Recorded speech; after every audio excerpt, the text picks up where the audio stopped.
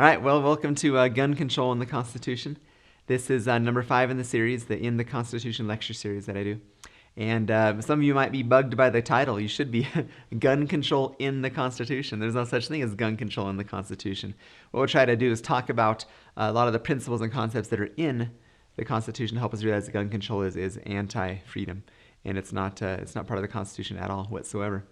Would we ever have our guns taken from us? Yeah, we could, if we are led to believe it's the only way to provide protection and security and peace in our nation. And that would only occur under two conditions. One is an uneducated, uninformed people. And the second one is the government capitalizes on school shootings or some type of armed rebellion or some legitimate excuse to make it look like, boy, the only way is to take guns from irresponsible citizens and to take guns from all citizens. That's the only way to ensure peace. And so, yeah, it could happen. We have to be on our toes. We have to understand what gun control is all about and what the principle of self-defense is and how that's critical to our freedoms. So let's get started. Okay, the obvious place to start when talking about gun control is to talk some classic literature, right? A Tale of Two Cities, Charles Dickens. Here's how it starts out. It was the best of times. It was the worst of times. It was the age of wisdom. It was the age of foolishness. It was the epoch of belief. It was the epoch of incredulity. It was the season of light. It was the season of darkness. It was the spring of hope. It was the winter of despair. What's that have to do with gun control? Well, in some ways, it's where we're at right now, isn't it? It really is the best of times. Think about the communication, the transportation, all the great things that are happening in the world. There's so many good things happening, a great time to be alive. And yet on the other side of the coin, it's the worst of times, isn't it? A lot of our freedoms are getting stripped away, and a lot of us don't even realize it. We're apathetic or ignorant to the fact that that's occurring. And so it is the best of times. It is the worst of times. Another reason I use that is this intro to a classic piece of literature is a play on words, because I'm going to tell you today two tales of one city. Okay, Charles Dickens had a tale of two cities. I'm going to tell you two tales of one city. And here's the first tale. The location is Aurora, Colorado. And by the time I get just a few slides into this, you'll know exactly what I'm talking about. The location is a theater full of people attending the premiere of the latest Batman movie. The time is 12:38 a.m., July 20th, 2012. Okay? You know this already. The perpetrator is James Egan Holmes. The victims are 12 dead, at least 50 injured and wounded. The tragedy is no one was armed to defend themselves. Okay? My understanding is in Aurora, Colorado, there's about 7 movie theaters, and only 2 of them are gun-free zones, and James Egan Holmes chose one of the gun-free zone theaters. Why? He wouldn't have competition. His clip jammed. He needed to change guns, which is exactly what happened. He wouldn't have any competition, would he? He'd be able to do whatever he wanted to do, his evil acts, because no one was armed to defend themselves. The impact, well, millions mourn. This is a huge international event, wasn't it? They grieve, and they should. Government leaders, though, advocate gun control as the solution to this and all other future tragedies. We want to make sure this doesn't happen, because guns kill people. We got to make sure, we got to pull guns out of people's hands. No one should have guns. Okay? Now, the second tale of one city happens to be the same city, Aurora, Colorado. The location is a local church building. The date is almost exactly to the day 3 months prior to the Aurora theater shooting, April 22nd, 2012. The perpetrator is a 29-year-old Kieran Parker, recently released convict just out of jail.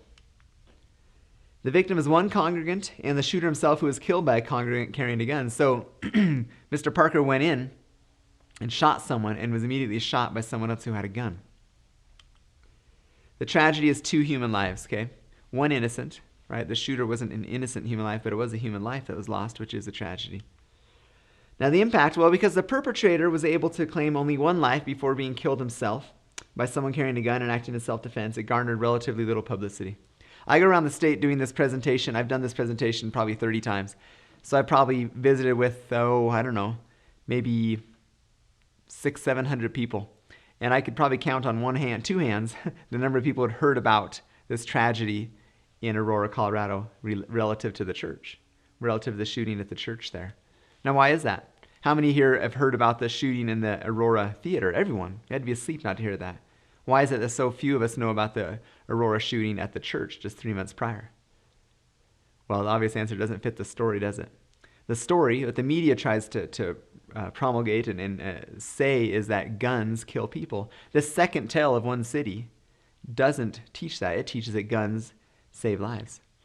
If all the congregants in the church had been unarmed, then this Mr. Parker could have carried out his evil acts as well and killed dozens of people as well.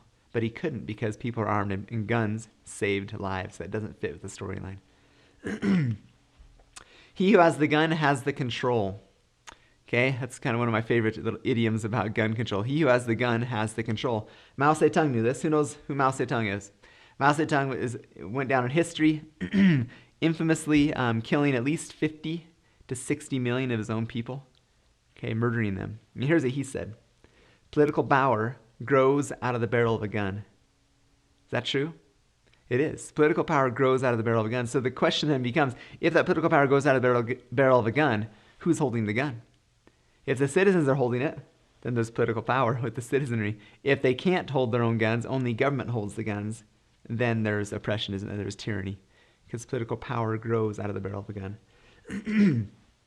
Samuel Adams says, the Constitution shall never be construed to prevent the people of the United States who are peaceful citizens from keeping their own arms. Okay? Gun control would say the opposite. Gun control says we need to take arms out of all citizens' hands because bad things happen with guns.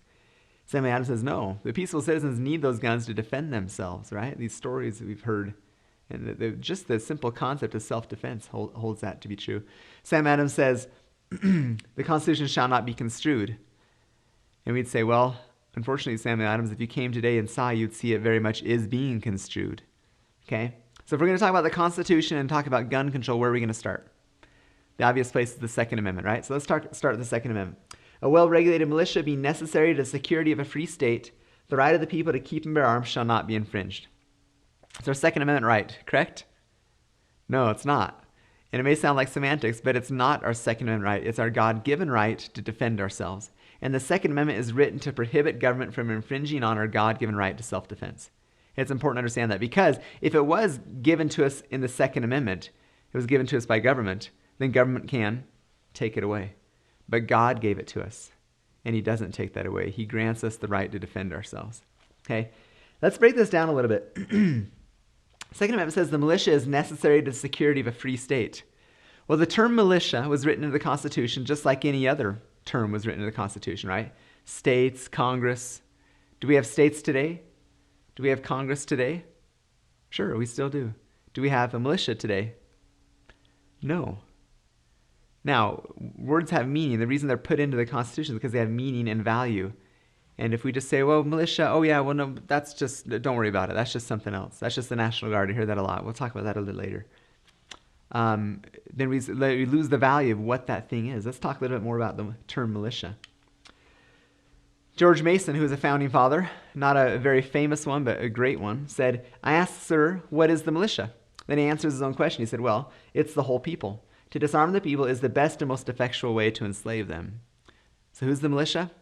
All the people. And when you take away from the militia their arms, that's the best way to enslave them. It's true, isn't it? Now let's look at the last part of the Second Amendment. The right of the people to keep and bear arms shall not be infringed. Modern day argument I hear a lot is that only the Constitution only grants the militia members to keep and bear arms. I had a person ask me the other day, how do you answer that? And I say, well, I just go to the Second Amendment. It says right there, the right of the people to keep and bear arms shall not be infringed. So whose right is it? The people's right to keep and bear arms. Okay? Now, and if we understand George Mason, understand the true intent of what militias are, every person is a member of that militia. Every person has the right to keep and bear arms. Now let's look at this maybe more modern words. What would be a modern word that is similar to or equivalent to keep? Be to own, right? To own arms. What about to bear? To carry, correct? So to keep and bear arms is the right to own and to carry arms, to protect ourselves. Gun control and gun restrictions and gun-free zones restrict those rights for us to defend ourselves in the name of protecting us, when really it's our right to protect ourselves, isn't it? Okay? This is how Patrick Henry put it. He's pretty eloquent. I love how he says things. He says, are we at last brought to such humiliating and debasing degradation that we cannot be trusted with arms for our defense? Where's the difference between having our arms in possession and under our direction and having them under the management of Congress? If our defense be the real object of having those arms, in whose hands can they be trusted with more propriety or equal safety to us as in our own hands? If having arms, keeping and bearing arms, is to protect ourselves, Are we really supposed to come to this debased state where, oh no, only government can do that, we can't do that for ourselves? Well, the whole purpose is for us to defend ourselves, so why can't we defend ourselves? Right? And that's what he's saying. So referring to this term militia, let's look at this a little bit more, okay? The term militia was not defined in the Constitution. It was a commonly understood term which existed in state statutes, and there are 5 principal features that were common in these statutes, okay? So here's historically what a militia meant, because they put the word in there, but they didn't define it. Here's what it meant, though. Number 1 is all able-bodied men between 16 and 55 years of age were required to be in the militia. Okay? Now that changed obviously from state to state. It wasn't always 16 to 55. It varied state to state. But all able-bodied men were required to be in the militia. Why is that? Because if you have the right to defend yourself, the opposite side of that coin is the duty. If you have a right to defend yourself, you also have the duty to defend yourself. So you can be required to be in the militia to defend yourself and your community. That's a proper role of government, to have you exercise that right and that duty. Secondly, it was a man's duty to arm himself and have his firearm and ammunition available at a moment's notice. Okay? That's understood to be in the militia. It's your duty to arm yourself and have ammunition ready, be ready to go at a moment's notice. Interestingly enough, what happened when a man couldn't afford his gun and his ammunition? The community provided for him an opportunity to work for that. Not just give it to him, but work for it, right? Get what you work for. Earn what you get. Periodic training was required. Okay, that was part of the mustering, the field training to be part of the militia. Periodic inspections are made and fines assessed if the firearm and ammunition were not in proper working condition and available for use. Isn't that interesting? A government official come knock on your door and make sure you had a gun and ammunition ready to go to work. It was functional. Nowadays, the government knocks on your door and says, hey, we want to see your guns. You freeze up, right? Back then, say, well, here's my gun. You want to see it? It works. I can prove it. Okay? It's part of your duty. It's part of your natural right and responsibility as a member of the community. And number 5, militias are organized from the bottom up and not from the top down. Which is interesting because nowadays we tend to think, boy, the higher the better, right? If it's federalized, that must mean it's more powerful. If it's centralized, it must be more powerful. And if we were to say, gosh, I've got an idea for our local militia, let's get someone from Washington, D.C. to be our local militia leader. Well, who would that person answer to? To D.C.? Who would that person's loyalty and accountability be to D.C.? Militias are always organized at the bottom up, okay? We chose our militia leader at the local level, and that's how we organize, from the bottom up, not from the top down. So those 5 principal features of what the militia meant. When they use that term, that's what it meant. So getting back to the Second Amendment, a well-regulated militia, okay? It's not just a militia that's necessary for our security, it's a well-regulated militia. There's a difference, isn't it? Okay? We passionately stand for it. Many times say, it's my right to defend myself. I have a right to have a gun. And that's true and that's important. But if we just have a bunch of people who have guns, when a nice, well-organized army comes in and attacks us and we all run outside our house and start shooting, how long are we going to last? Not very, right? What if we're well-regulated? What if we're part of a militia that's been training once a month for years, understands our duties, how to defend and attack, etc.? We have a lot better chance of standing against any army, don't we? That well-regulated militia is important. The point that it's well-regulated, that it's regular, that it's conditioned, that it understands how to operate. Another interesting point to be made about militias is in our government, it seems to me like when I think I directly affect my government is when I vote and when I pay taxes. That's when I'm directly involved. But what if I was directly involved through a militia? What if on a monthly basis, etc., every individual was required to be in a militia, to be well organized, to be trained? Wouldn't you have a little bit more pride in your country, involvement in the politics, in the government of your state, of your community? Yeah, you bet, because you'd be involved, wouldn't you? Okay? Think about today. This is just a side note, but it seems like a lot of young men have a hard time wanting to accept responsibility. They'd rather play games, etc. What happens if at 16 they get enlisted in the militia and required to be a man? Stand true and firm to principles of self-defense, etc. Might solve that problem. There's some nice positive consequences to standing for principles of liberty. Anyway, what do militias do as well? They're not just involved in shooting. They're involved in protecting, helping us, right? During storms or natural disasters. The militia is already well organized. They can respond quickly to solve those issues. Okay? The last part of the Second Amendment we're going to break down is this word security. The only place in the entire Constitution where the word security shows up is in the Second Amendment. Okay? And it's interesting to understand that that's the purpose. If you read the Founding Fathers, it's very, very clear. The Founding Fathers say, look, the purpose of having a militia is for security. Okay? It's to defend ourselves against who? Against our own government. Okay, some people say, oh, the right to keep and bear arms to go hunting or, for sportsmen. That's not the purpose of it. The purpose is to defend ourselves against a tyrannical government. Okay? So Thomas Jefferson said this. He said, the strongest reason for the people to retain the right to keep and bear arms is, as a last resort, to protect themselves against tyranny and government. Okay? So if the purpose of the militia, the purpose of the right to keep and bear arms is to defend ourselves against a tyrannical government, which is why the founders put that in, then it'd be interesting if you say, okay, the government says, we can have this level of arms, and the people can only have this level. Wait a second. If the whole purpose of the Second Amendment is to be able to protect ourselves against the government, shouldn't we have the same level? I had one person ask me one time, are you one of those extremists who says you have to have your own F-16 and your own armored tank? I said, no, I'm not. I am one of those who believes that in order to defend myself against a government that has those things, that I should belong to a militia that has those same things. Otherwise, we can't protect ourselves against a government that becomes tyrannical. Okay? So for the government to say, you can't have this, you can't have that, but we can, misapplies the whole purpose of the Second Amendment in the first place. They need to be the same. Okay? All right, so let's kind of piggyback this idea of security. There's two words, security and defense, that sound like the same word, but they're a little bit different, aren't they?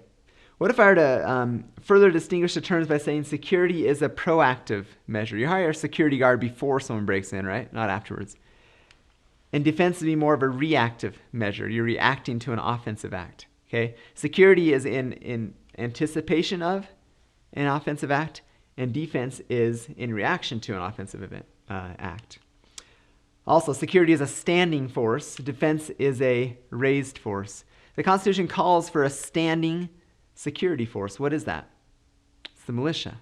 Okay? The Constitution also calls for a raised defensive reactive force, and that's called the Army. Okay?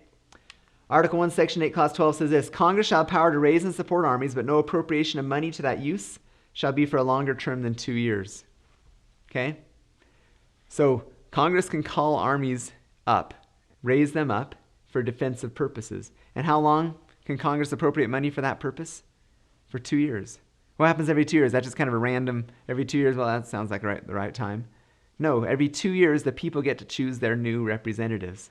So if they feel like the Congress is using this army or just rubber stamping the funding or just sending them all over the world in crazy endeavors to try to police the world, the people can pull back the representatives who are funding them and say, no, we don't want that to happen, and put new people in who say, no, I'm only going to raise this army for a constitutionally defined purpose. Okay? Instead of just having it perpetually go and go and go, this provision allows for that to not occur. Because we already have a standing defensive unit. And the purpose of war is to defend ourselves. Okay? We already have a standing defensive unit. It's called the militia. If Congress declares a war and we need to go fight a war, then we can raise an army. But we don't just have an army always there, because we already have that function with the militia who's always there. Or we should constitutionally always have that function. Right now we don't. That's the point. We need to have a militia who is standing and ready to defend themselves at a moment's notice. Noah Webster, who is very much a founding father, had a great quote. He says this, before a standing army can rule, the people must be disarmed. When the whole body of the people are armed, they constitute a force superior to any bands of regular troops that can be, on any pretense, raised in the United States. So what he's saying is this armed people, right, part of this militia, they're stronger than any army that can come against them. Think about it. What if we use the same standards back at the turn of the 18th century there? Have all able-bodied men be in the militia? How big would our militia be? At least 100 million strong, wouldn't it? Does any army stand a chance against a militia in the United States of 100 million people strong? No, and that's his point, isn't it? If we're organized and everyone is armed and part of that militia, we are free. We can defend ourselves against any attack or any internal domestic violence as well. Okay? Madison makes this point. A well-regulated militia composed of the body of the people trained in arms is the best, most natural defense in a free country. Okay? The point I want to make with this slide, I think it's critical, is the militia is a government entity. It's a government-mandated entity. We're going to get into the details behind that in just a second here. a group that just pulls themselves together and say, oh, we're going to be a vigilante group and we're going to execute the laws because our sheriff isn't, etc. No. That's anarchy. That's against the government. A militia is an organized unit of the government. Okay? And so it's important to understand there's a huge difference. And you hear throughout the media, they're very much slanderous of the idea of a militia. Oh, that militia group, and what they're really talking about is a vigilante group. That's not the militia. If it's a militia, it wouldn't be anything to slander because it's established by the states and it's mandated by the Congress and organized at the local level. Okay, it's a legitimate governmental entity. But just to have a vigilante group, that's not a militia. That's not the same thing. Okay, so let's look at this. Let's look at what the Constitution says about the militia. Okay, Article 1, Section 8, Clause 16 says, Congress shall have power to provide for organizing, arming, and disciplining the militia. Now this is interesting because it looks right there, plain black and white. It says Congress is in charge of the militia, right? Wait a second. I thought we already said the militia is organized from the bottom up. I thought the whole point is it's a local militia. Well, let's understand what this says, because the key word is to provide for. Congress shall have power to provide for. So another way that could be written is, Congress shall have power to guarantee that the militia be organized, armed, and disciplined. Or Congress shall have power to provide for the establishment of the militia at the local level. Because if the militia was put together to defend itself against a tyrannical federal government, then what would be more wise than the Founding Fathers putting in a provision in the Constitution to make it illegal for them not to mandate that a militia is put together? It legally binds them to make sure that their worst enemy to their tyranny is organized at the local level. Okay? That makes more sense. That's what it's saying, isn't it? Now, the logic in that I think is clear, but we can also look at the historical record. In the Militia Act of 1792, which is one of the first acts of Congress, of the first Congress, they said this. It's passed May 8, 1792, provided for the organization of state militias. Remember, this is a federal act that was passed. It said it conscripted every free, able-bodied white male citizen between the age of 18 and 45 into a local militia company. So the federal government used the force of law to make every able-bodied man be part of a local militia company. Okay, that's the wording in their act, this Militia Act. And it says militia members are armed themselves with a musket, bayonet, and belt, 2 spare flints, a cartridge box with 24 bullets, and a knapsack. Okay? So it complies with this idea that Congress is providing for, is making sure that there is a militia organized at the local level. That's what the intent of this Article 1, Section 8, Clause 16 is. Now let's keep going with this. And for governing such part of them as may be employed in the service of the United States. Okay? We'll get into this a little more in detail in a second. But it's very clear that Congress is in charge of governing the militia when, the condition is when they're in the service of the United States. We'll get to that in a second when we go to Clause 15 and discuss in the next slide. And it concludes by saying, reserving to the states respectively the appointment of the officers and the authority of training the militia. Now, why would this be? Why would it be that the states are in charge of choosing their own officers and of training the militia? Because it complies with the principle of federalism. Never do with a higher level of government that which can be done at a lower level. Can the states choose their own officers? Yeah. Can the states train their own militia? Yes. Okay? So allow them to do it. Only put in the hands of Congress what they have the power to do, and no other government entity can do.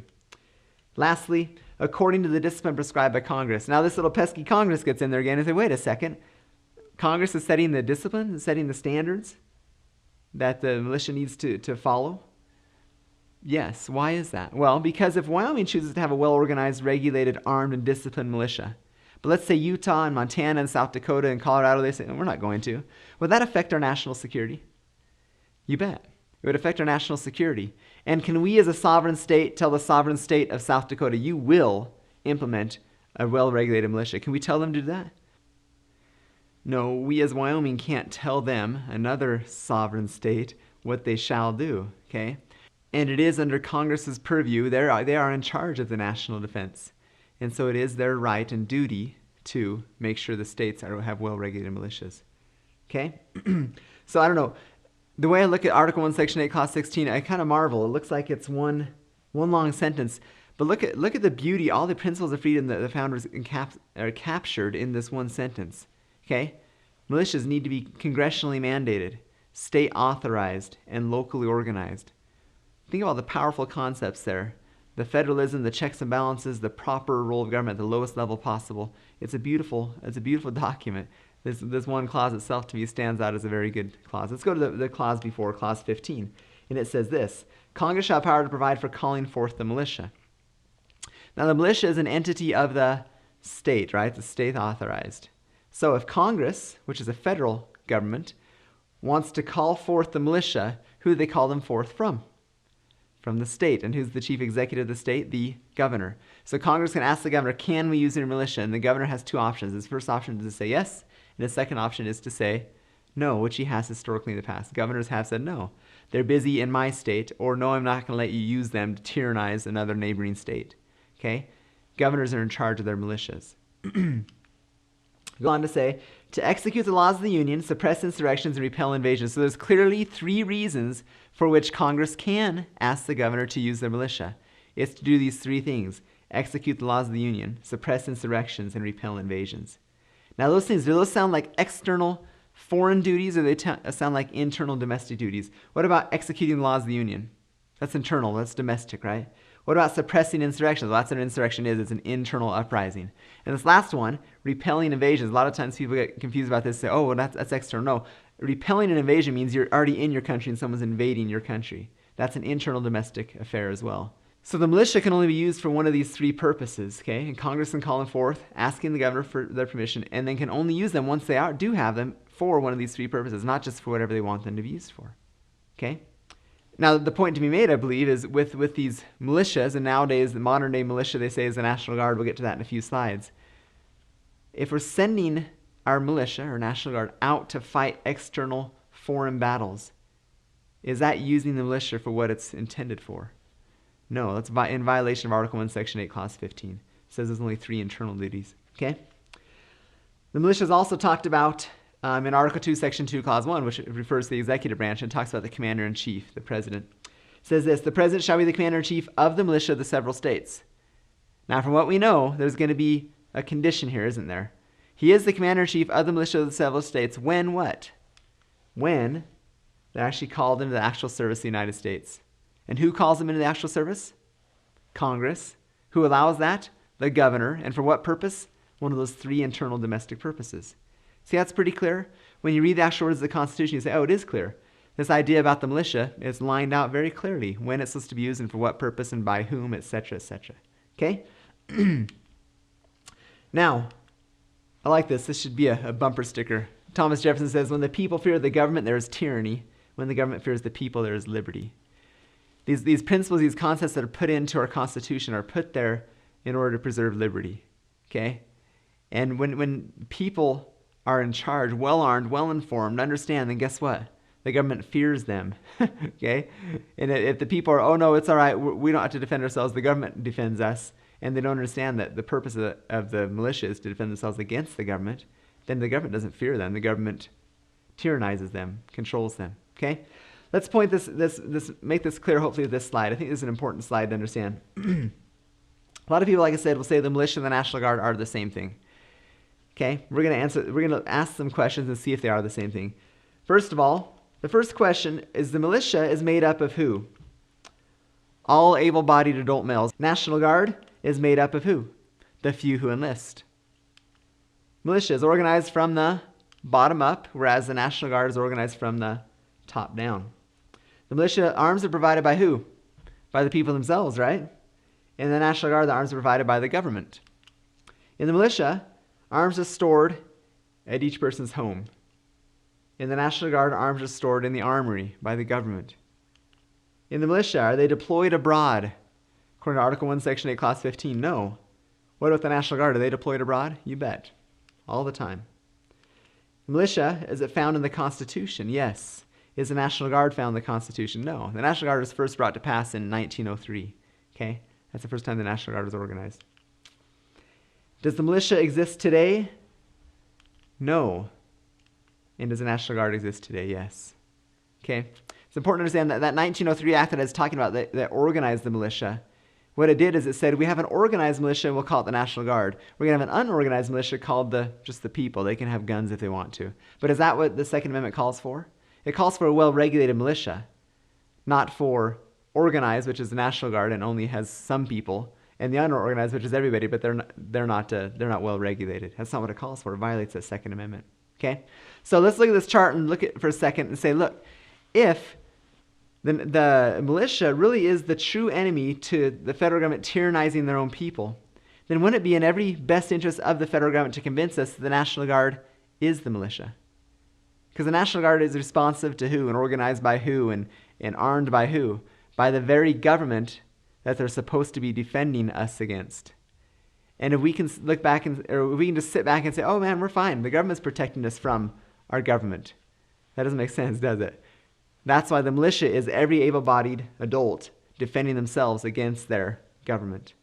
And if we're tricked into the idea the militia and the National Guard are the same thing, we're tricked into giving up our right to self-defense from our own government. Now, what else does the Constitution have to say about gun control? Article 6, okay, is the supremacy clause, and it says, all treaties made or which shall be made under the authority of the United States shall be the supreme law of the land. Why is that important? What does that have to do with gun control? Well, treaties have everything to do with gun control, because who perpetually has always been trying to take our guns from us? The United Nations, right? The United Nations wants to step in and say, oh, the only path to a peaceful world is to take guns from people. That's how we initiate peace. Okay? So it's interesting. It's important to look at the actual words of Article 6, okay? It says, under the authority of the United States. Treaties have to be made under the authority of the United States. What about treaties that are made outside the authority of the United States? Are they the supreme law of the land? No. Only treaties that are made under the authority of the United States are the supreme law of the land. And what's the authority of the United States? We'll answer that with a quote here by James Madison. The federal powers will be exercised principally on external objects as war, peace, negotiation, and foreign commerce. The powers reserved to the several states will extend to all the objects which, in the ordinary course of affairs, concern the lives, liberties, and properties of the people and the internal order, improvement, and prosperity of the state. So what Madison's saying is that all the stuff for the federal government is to do the external things. The state government does the internal things. So it's completely within the purview of the federal government to deal with treaties, because treaties talk about how nations treat other nations. That's external duties. But when a treaty tries to tell us how to act internally, for example, an international treaty with the UN saying, hey, this is what you need to do as far as gun control. We need to come and take your guns because you signed into this treaty. Well, that's outside the authority of the United States. The authority of the United States is the external things, not the internal affairs of the states themselves. Okay? In short, what is the authority under the authority of the United States? What's the authority of the United States? It's the Constitution. And very clearly in the Second Amendment, it says the right of the people to keep and bear arms shall not be infringed. So it's explicitly violating to have an international treaty tell us that no, we will ignore the Second Amendment because you signed a treaty. If the treaty is done outside the authority of the United States, it's no law at all. Okay? So in such cases where an international treaty advocates gun control and we're a signatory to that treaty is null and void because it violates the authority of the United States. They don't have that authority in the first place. Okay? Now, treaties are also talked about in Article 2, Section 2, Clause 2, where it says, the President shall have power by and with the consent of the Senate to make treaties provided 2/3 of the senators present concur. Now, let's say the President signs in a big black marker. Let's say 100% of the senators concur. The restriction and the stipulation is still that it must be done under the authority of the United States. It's still the same point, isn't it? But it gives us another opportunity to focus on something, that the Constitution is not changed by treaties. The Constitution is changed by the amendment process. And the amendment process clearly is articulated in Article 5. We talked about it in the previous presentation. But treaties don't change the Constitution. Think about the bar. All you need is 2/3 of the senators present and the president to sign. That's not how you change the Constitution. The Constitution says you need 2/3 of the House, 2/3 of the Senate, and 3/4 of the states. That's how you change the Constitution. That's a much higher bar. No wonder that people who want to violate the Constitution or change it advocate treaties as the best way to change it, because there's such little that is involved in that. It can all be done by governmental officials. And who does it really cut out? It cuts out the people. Okay, the House of Representatives isn't even included there, and the states aren't even included there, just the senators and the president. And you see why that's not legitimate. To change the law of the land is only done by an explicit and authentic act of the entire people, as George Washington put it. There's a woman named Jean Marie Laskus. She's an Eastern reporter. She went to Arizona and worked in a department store for a week, and she said it was crazy. People are walking all over with clips and ammo and talking about cartridges and diameter bullets. It's just nuts. Okay, well, that's how it is in the West, right? We tend to like our guns, okay? She documented her experience in an article in GQ magazine that she entitled Guns Are Us, okay? She asked this, so these are the people who stand at the front lines guarding America against this lunatic mass murders? Clerks at Walmart, clerks at sporting goods stores, minimum wage cashiers? And I say, yeah. Where was that Walmart clerk the night of the shooting at Aurora Theater? Where was that minimum wage cashier to defend us at our church when the guy opened fire? The fact of the matter is it's not their job to defend us. It's our job to defend us. And no amount of bureaucratic red tape and paperwork and rules and regulations will change that. If government says we're in charge of defending you, then they missed the boat entirely, haven't they? We're in charge of defending ourselves. So for her to say, well, gosh, we can't just trust these minimum wage cashiers. They're not going to be able to stop the murders and lunatic killers. Exactly. They're not supposed to stop them. We're supposed to stop them with a gun on our hip, not with some paperwork or some call-in from a clerk to a national registry, right?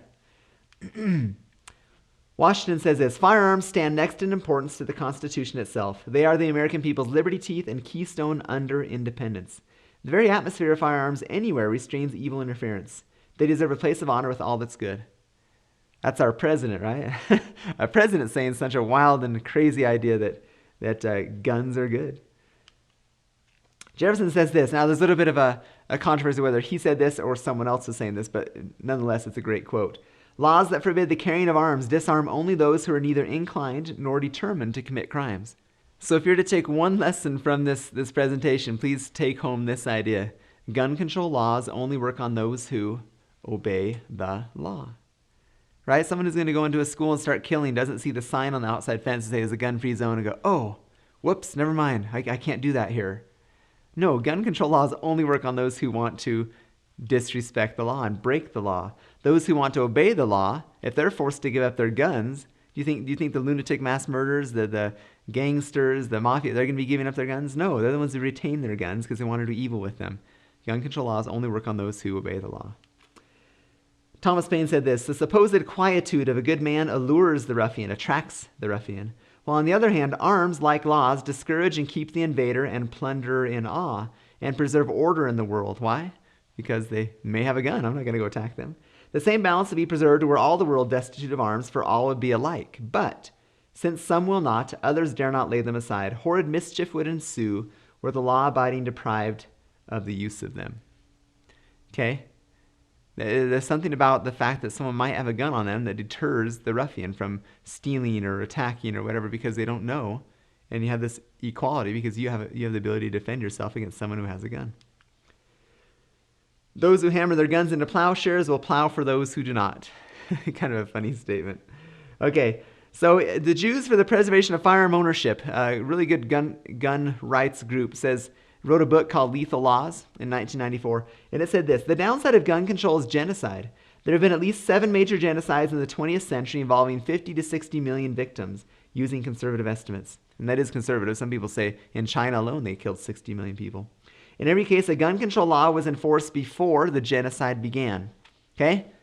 Genocide's bad. Genocide won't happen until you get a gun control law in place first, and then they can carry out the genocide. So being curious, I went and looked at the stats. What are they talking about? What are these 7 major genocidal events? Well, first of all, the point to be made, before, this is written in 1994, in the last 5 or 6 years of the 20th century, there was also another major genocide. But these are the 7 they're referring to. In Turkey, there were 1.5 million Armenians killed. In the Soviet Union, in a matter of, 20 years or so, there were 20 million people killed. People say it's very much on the low estimate. That could be more like 60 million. In Nazi Germany, in just a period of 12 years, there are at least 13 million Jews, gypsies, and other anti-Nazis killed. In China, just a period of 4 years, Mao Zedong in his work, 20 million people killed.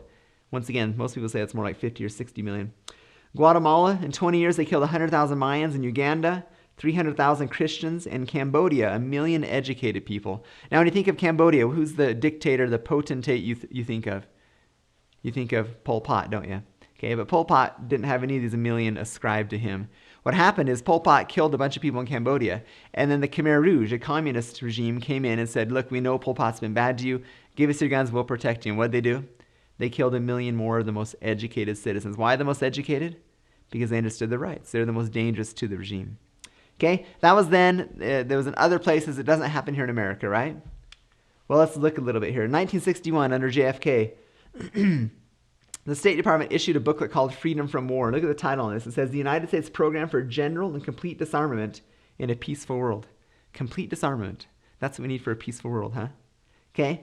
Here's objective number 1 of this Freedom from War. The disbanding of all national armed forces and the prohibition of their reestablishment in any form whatsoever, other than those required to preserve internal order and for contributions to United Nations Peace Force. That kind of sounds like Stalin saying, nobody gets guns except for my guys. Or Pol Pot, nobody gets guns except for my guys. Or Mao Zedong, nobody gets guns except for my guys. Or the United Nations, nobody gets guns except for my guys, the United Nations. Okay? We should learn from history. Taking guns from people results in killing people. It doesn't result in protecting them. Okay? Story of history teaches us that. This statue, huge statue, right? Tall as a man. Where does the statue show up? A lot of people are surprised to know that this statue is actually at the United Nations building in New York City. It's at the United Nations building, okay? In 2001, so we're skipping forward 40 years. And for 40 years, the United Nations has been working at taking our guns from us. But in 2001, they have United Nations Program of Action.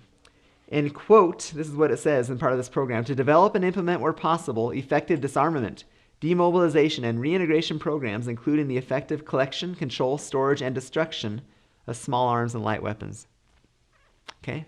Does that sound like a good little program? The UN saying we're going to try to destroy and collect and destroy all small arms and light weapons.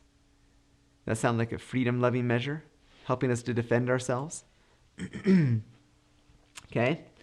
In 2012, July 2012, now this is just 10 years later after the program of action, okay? The United Nations holds a conference on the Arms Trade Treaty. The Arms Trade Treaty was kind of a big deal back in July 2012. It was just a few months before the presidential election. They pulled together this Arms Trade Treaty and tried to work out the idea of starting to work on this, well, not starting, but continuing to implement the idea of small arms destruction and collection, okay? Now what happened? Did this treaty ever fly? Did the Small Arms Trade Treaty work? No, it didn't.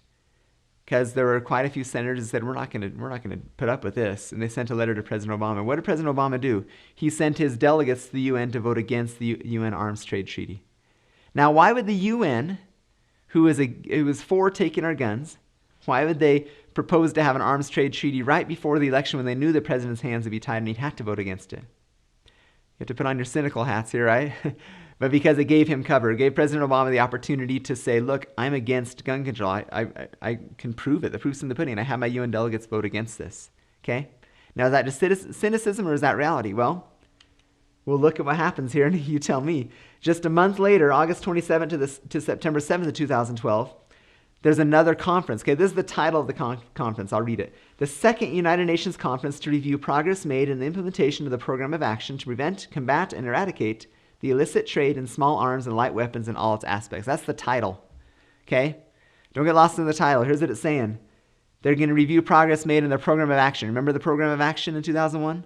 It was to eradicate, to take care of all small arms and light weapons. And then in all its aspects, okay? In all its aspects is an interesting term. That showed up 38 times in the Arms Trade Treaty. What about an aspect such as disarming insurgents, armed gang members, pirates, and terrorists? That's a good aspect, right? That's a good reason for gun control. Unless they call you the terrorist because you have a Bible and you carry a constitution and you care about your liberties, right? What about these other aspects? They may not sound so good. For example, UN control of the, quote, manufacture, trafficking, circulation, brokering, and trade, as well as tracing, finance, collection, and destruction of small arms and light weapons. What about that aspect of gun control? What about this? Section 3, paragraph 7 and 8 of the Program of Action mandates that if a member state cannot dispose of privately owned small arms legislatively, then the control of customs, police, intelligence, and arms control will be placed under the power of the UN Office for Disarmament Affairs. The UN has an entire office dedicated to disarmament affairs. And don't worry, if you as a nation can't get rid of the arms legislatively, because you're a signatory on this arms trade treaty, we'll come in and get rid of them for you. Doesn't that violate the idea of sovereignty? That we control ourselves and no one on the outside tells us what to do? Okay? Once again, we already talked about this idea of this treaty. Those aspects don't sound so good, do they? So remember November 7th, 2012. Okay, this is the day that President Obama won his second re-election. So this is where we're going to prove the point. This wasn't just cynicism, this idea I had before, but it's actually reality. Because on the very day, before 24 hours had even passed, the first committee of the United Nations General Assembly voted 157-0 in favor of Resolution L11 that will finalize the Arms Trade Treaty in March of 2013. So in July of 2012, President Obama was against the Arms Trade Treaty. Within 24 hours of getting reelected, all of a sudden we're for the arms trade treaty. And we're going to finalize this thing. We're going to move towards it in March of 2013. Okay, March of 2013, they already had the arms trade treaty. They already had delegates meet, but it was still an unpopular bill, luckily, or an unpopular treaty, luckily. Senators still said, no way, we're not going to do this. So what did President Obama do? He threatened to say, well, I'm just going to, because we're a responsible world citizen, I'm just going to issue an executive order. We're waiting to see if he does that. But he had his Secretary of State, John Kerry, sign the arms trade treaty as a measure of goodwill, that we're good, responsible citizens. We want to get rid of guns as well in order to protect the world from people who kill other people. Okay? So you see, it's not just cynicism. There's some reality behind that, because the facts prove that. So let me point out a few things in the Constitution that support and defend our right to keep and bear arms, and that are the solutions to our problems when it comes to gun control. Internationally, the United Nations has always been trying to get our guns from us, okay? At a national level, you can either have the president who's trying to do it, or Congress, or the Supreme Court who are also trying to rob us of a right to self-defense. At the local, or the state level, the legislature could be involved with allowing our guns to be taken from us or standing up for our right to self-defense. And at the local level, you have the sheriff, who's the last line of defense, and he's the executive, the supreme executive in his county to defend us. Let me show you the provisions that are in the Constitution to help us with this. In the United Nations, Article 6, we've already talked about this, right? The treaty has to be made under the authority of the United States. If it's not, then no UN treaty can take from us our guns. Understand what's in the Constitution, and you're free, okay? The words of the Constitution help us understand that gun control at an international level, because of a treaty, is not legitimate. So what do we need to do? We need to get us out of the United Nations. We need to get us out of the United Nations, okay? Now, some people say that's dreaming to get the U.S. out of the United Nations, right? But really, February 2011, quite recently, Representative Paul Brown introduced a bill that said we're not going to pay a single penny to the United Nations in dues to them. So people say, come on, that laughably failed, right? Well, guess what? It did fail. But 177 representatives voted for it. That is awesome news. That means only 41 more representatives need to vote for that, and we can get our nation pulled out of the United Nations. If the United States doesn't pay dues to the United Nations, what happens to the United Nations? It crumbles. It's gone. Okay? So working on that, identifying those representatives, helping them understand how the United Nations is not our friend, is not for us, they're against us. Okay? That can happen. So Article 6, that's how you combat the international gun control. The national gun control, the president, Article 1, Section 1, Clause 1, clearly says all legislative powers herein granted shall be vested into Congress. Okay? The president can't issue any executive orders. He can't use the popularity of the mainstream media and then the excitement of it to say, oh, we need to do this, we will do this, I'm making these rules. He can't. Article 1, Section 1, Clause 1 says all legislative powers reserved for, or all legislative powers vested in Congress. Okay? Only they make that. Now the slash here up at Article 1, Section 3, Clause 6, if he chooses to try to do that, Article 1, Section 3, Clause 6 says that we should impeach him. Some people say, that's crazy talk. Impeachment is just crazy. Impeachment's not crazy. Impeachment is a very peaceful way of removing problems. In other countries, you have to organize a military coup and have thousands of people get killed. In our country, you simply impeach a president for not following the Constitution, for trying to impose gun control edicts as an executive order, which he has no power to do. Okay? So that's how you control that. Congressional level, Congress is restricted by the Second Amendment, right? The right of the people to keep and bear arms shall not be infringed. Congress can't write any law that will infringe on the right of the people to keep and bear arms. The Constitution provides that solution. It's there. The Supreme Court, Article 3, Section 2, Clause 2, we've talked about this often. It's kind of become one of my favorite, right? Congress can limit the appellate jurisdiction of the Supreme Court. They can't just decide and make rules and judgments and set case precedent that allows gun control. The Congress has to be on top of and disallowing them from ruling on issues regarding gun control when they rule wrong. That'll only happen if you have an educated and active electorate who elect good people to Congress and hold their feet to the fire to follow the Constitution. At the state level, of course, the 10th Amendment should empower the legislature to say, if the federal government tries to come in and take our guns from us, either through compliance with an international treaty or because of a federal statute, they shall not do that. If they try to, we will write a law, a nullification that says you cannot do so. Coming into our state to take our guns from us and to tyrannize us, you'll be treated like the enemy that you are, right? There's no question that nullification isn't just, oh, well, we're not going to do that. Nullification is the opportunity to simply state as a state, we uphold the Constitution. We're not allowing that to happen in our state. Okay? The 10th Amendment empowers legislatures to do that on their own. Each individual legislature can stop that from happening in their state. At the local level, the sheriff, according to Article 6, Clause 3, this is the oath of office, okay? This could be applied to all the national and state levels as well. The oath of office that each one of them is required to take. That says that they're going to uphold and defend the Constitution. The sheriff is the supreme executive in his county. It's his job to uphold the Constitution. So even if all the other levels fail, national and state fail, and they're trying to tyrannize us, the sheriff can stand on his oath of office, which is to the Constitution, to defend us, okay? To defend the right of the people to keep and bear arms. Now all this stuff revolves around the Constitution. You understand what's in the Constitution, you understand you have the right to defend yourself. And that gun control violates a very basic right that has been given to you by God. So once again, the solutions are found in the Constitution. And once again, the solution is found really in you. What are you going to do about it? How are you going to understand and stand up for, educate yourself, share information with others, and get involved in an action plan to stand up for your rights of self-defense?